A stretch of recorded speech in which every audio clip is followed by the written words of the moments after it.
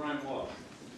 Complaint 230136 out of Cohasset. You're charged with intimidation of a witness on the 8th of January 2023. And not guilty plea will be entered. You understand that charge, Ms. Walsh? Yes. We'll hear from the Commonwealth. Yes, good morning, Your Honor. Lynn Beeland for the Commonwealth. Your Honor, the charge before the court right now, the defendant is charged under the intimidation, that being misleading the police in the course of an investigation. The investigation was into the missing person of Anna Walsh. Anna is the wife of this defendant. She's 37 years old. They have 3 children, 2, 4, and 6. Anna Walsh was last seen on New Year's Day about between 4 and 6 a.m. in the morning. The defendant indicated that she left the house to go, she works in Washington, D.C. The defendant indicated in a subsequent interview that she left the house around 6 a.m. taking an Uber or Lyft to go to the airport, where she was going to go to work in D.C. That was the last time she was seen. In the course of the investigation, police were notified around January 4th by her employees in Washington, D.C. that she had not shown up for work on January 4th. That was the first time that she was notified that she was missing. Up until this point, the defendant had not notified anyone that she was missing. In the investigation, it was determined that she actually had a plane ticket for January 3rd, which she did not use, and did not show up at the airport, nor her D.C. job or her apartment in D.C. It was indicated that the defendant, police checked during the course of this investigation. There was not a Uber or any kind of Lyft that had picked her up on January 1st. In fact, in the course of the investigation, it was determined that her cell phone pinged in the area of the house, which is located on Chief Justice Cushing Way, that her phone pinged on the 1st and the 2nd, which is after the defendant had said she had left. Additionally, the defendant right now was on house arrest, pending sentencing in federal court. Part of that probation and condition, he was to report his whereabouts if he was to leave the house. He indicated as part of the investigation, when police spoke with him, that on January 1st, he went to his mother's house. However, it took him a lot longer because he got lost going to his mother's house in Swampscott. He also subtly indicated and stated to the police that he went to Whole Foods and CVS. Police subsequently did surveillance and checked. There was no surveillance or indication that he went to Whole Foods nor CVS. He indicated he purchased some items. There's no receipts for him having purchased that. He then returned home. Surveillance was checked by several police during this time frame. These statements caused a lot of delay as part of the investigation, as police now were focusing on the North Shore. He further indicated that on January 2nd, as he was supposed to report in, that the only time he left is that he went to take his son for some ice cream.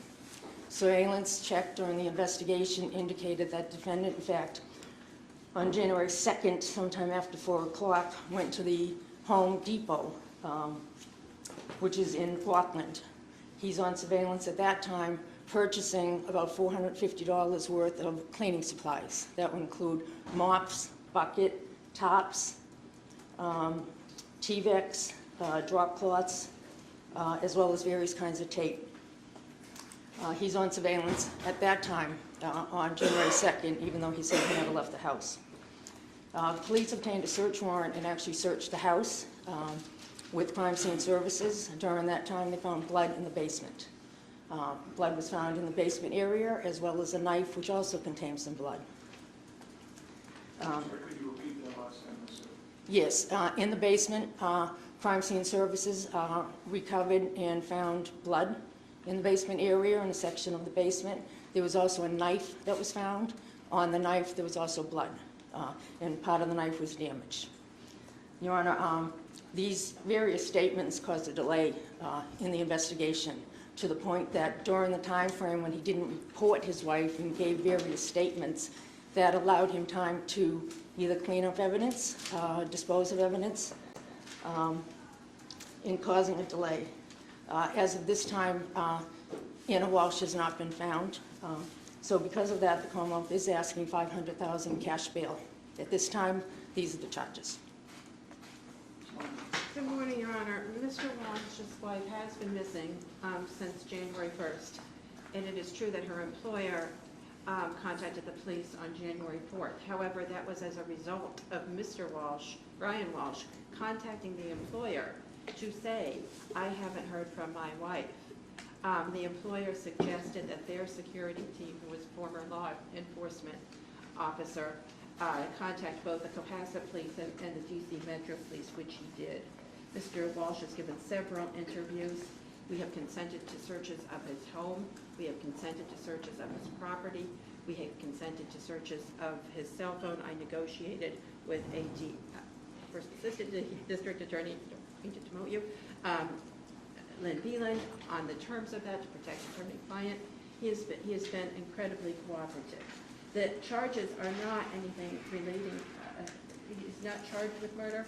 He's charged with misleading investigators by not saying, as I understand it, he went to Home Depot in Rockland.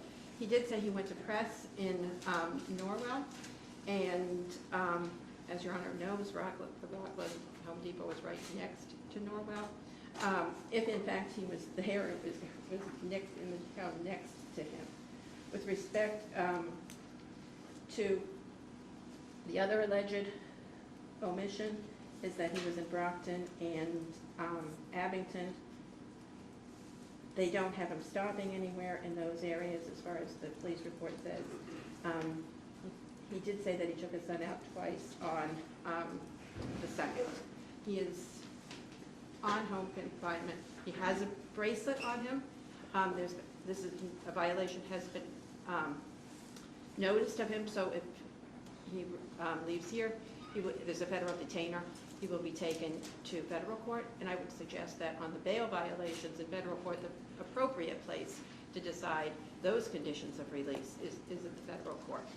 I would ask for low bail or no bail, and to let the federal courts decide this. He's not going anywhere. He hasn't gone anywhere since January 1st.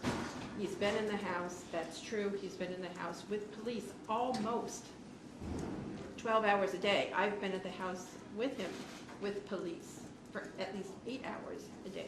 Well, not yesterday, but yesterday the police were at his house and he was at my home. But Friday and Saturday I was at his house for at least 8 hours with police officers present. So it's not that he's been there changing evidence or somehow impeding the investigation. The charges are he neglected to mention that he went to Abington and Brockton, and then he neglected to mention that he was at Home Depot. I suggest on those charges, for a regular person, as everybody has to be treated, that would be a no bail situation. With respect to violation of conditions of his federal bail, that is most appropriately dealt with in the federal court. Thank you very much, Your Honor.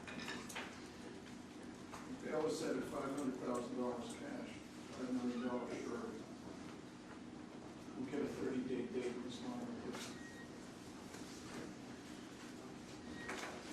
What date would you like? You tell me any date he would be, he would do this by time of conference from the House of Correction.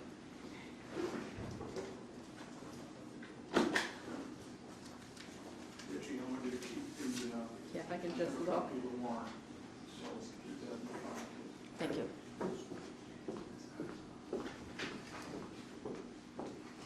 Bail is set at $500,000 cash, and you have a right to appeal that bail to Superior Court. If you make this bail and get arrested or charged with any more offense while this case is pending, you could be held up to 90 days without bail. We're going to pick a conference date within 30 days. Yeah. Is Thursday, February 9th available? Thursday, February 9th is perfect. Thank you. February 9th, Video. videos. Thank you. Okay. Thank you.